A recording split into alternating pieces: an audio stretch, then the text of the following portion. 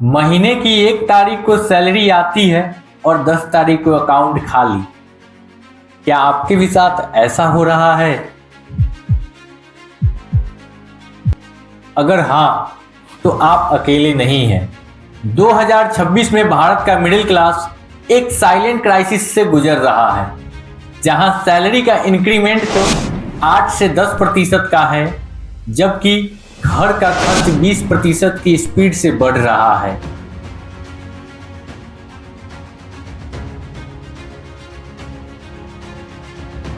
आज हम सिर्फ ये नहीं रोएंगे कि महंगाई बढ़ रही है, आज हम डेटा के साथ डिकोड करेंगे कि आखिर ये ऐसा क्यों हो रहा है, कैसे वेस्ट एशिया के तनाव का असर आपके रसोई पे पड़ रहा है, और सबसे जरूरी बात, इस महंगाई में कैसे आप सरवाइव कर सकते हैं।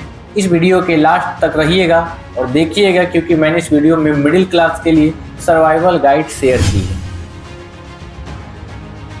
चलिए समझते हैं कि खेल कहाँ बिगड़ रहा है। भारत अपनी जरूरत का 80% से ज्यादा कच्चा तेल क्रूड ऑयल इंपोर्ट करता है। वेस्ट एशिया में चल रहे तनाव के कारण लाल सागर में जहाजों पर बढ़ते खतरे की वजह से सप्लाई चेन पूरी तरह से डिस्टर्ब है। पहले जो जहाज सीधे आ जाते थे, अब उन्हें अफ्रीका का पूरा चक्कर लगाकर आना पड़ रहा है। इससे जो माल भाड़ा था सीधे 40 से 50% बढ़ गया है। अब चाहे विदेशों से आने वाला जो भी सामान हो, चाहे वह इलेक्ट्रॉनिक सामान हो, पेट्रोलियम हो या फिर कोई अन्य वस्तु, ट्रांसपोर्टेशन सीधा महंगा हो गया है। उसका बिल सीधे किसके नाम पर फटेगा? जी हाँ, कंज्यूमर के नाम पर, अर्थात हमारे और आपके नाम पर। अब बात करते हैं एफएमसीजी कंपनियों की चालाकी की। क्या आपने कभी नोटिस किया है कि जो आपका फेवरेट बिस्किट आता था, जो आपका फेवरेट चिप्स आता था, दाम तो उसका सेम है, लेकिन अंदर का माल कम हो गया। इसे इकोनॉमी की भाषा में श्रिंकफ्लेशन कहते हैं। श्रिंकफ्लेशन को सरल शब्दों में कहे तो सेम प्राइस और लेस क्वांटिटी। कंपनियां जानती है कि अगर उन्होंने दाम बढ़ाए तो मिडिल क्लास खरीदना बंद कर देगा, इसलिए वो दाम वही रखती है, बस क्वांटिटी और क्वालिटी गिरा देती है। इसलिए तो आज साबुन का पैकेट छोटा हो गया है, टूथपेस्ट का पैकेट छोटा हो गया है। यानी आप जाने अनजाने में उस कम चीज को खरीदने के लिए आप ज्यादा पैसे दे रहे हैं। इसके ऊपर से सब्जियां और दूध के बढ़ते दामों ने तो हमारी सेविंग्स को दीमक की तरह खा गए। और अगर आपने हाल में ही कोई घर या गाड़ी ली है तो ईएमआई ने अलग ही टेंशन दी होगी।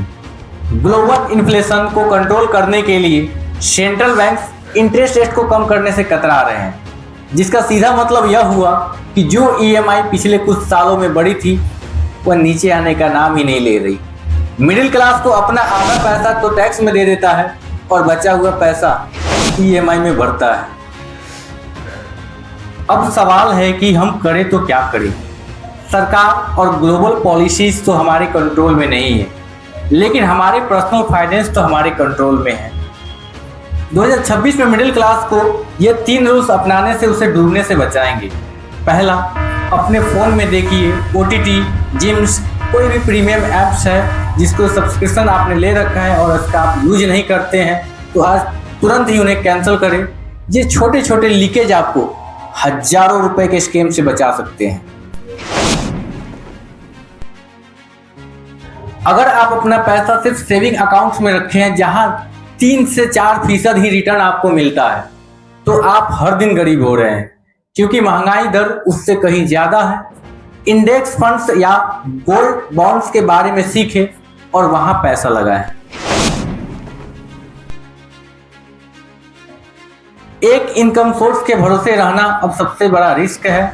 आपको विकल्पों की तलाश करनी चाहिए ताकि उससे अन्य आय प्राप्त हो जो आपके भविष्य में काम दे। दोस्तों, महंगाई एक ऐसा टैक्स है जो बिना कानून पास किए ही हम सब पर लगा दिया जाता है। तो इस समय समझदारी घबराने में नहीं, बल्कि अपने खर्चों को स्मार्ट तरीके से मैनेज करने में है।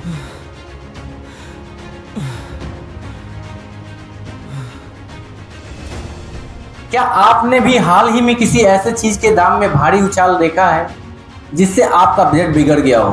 कमेंट में उस प्रोडक्ट का नाम लिखें और उसका पुराना कीमत कितना था और नया कीमत कितना है, इसको जरूर बताएं। अगर ये वीडियो आपके काम की लगी हो तो इसे अपने दोस्तों के पास, अपने परिवार के सदस्यों के पास शेयर करें और इस चैनल को सब्सक्राइब करना न भूलें। मिलते हैं अगली वीडियो में। जय हिंद।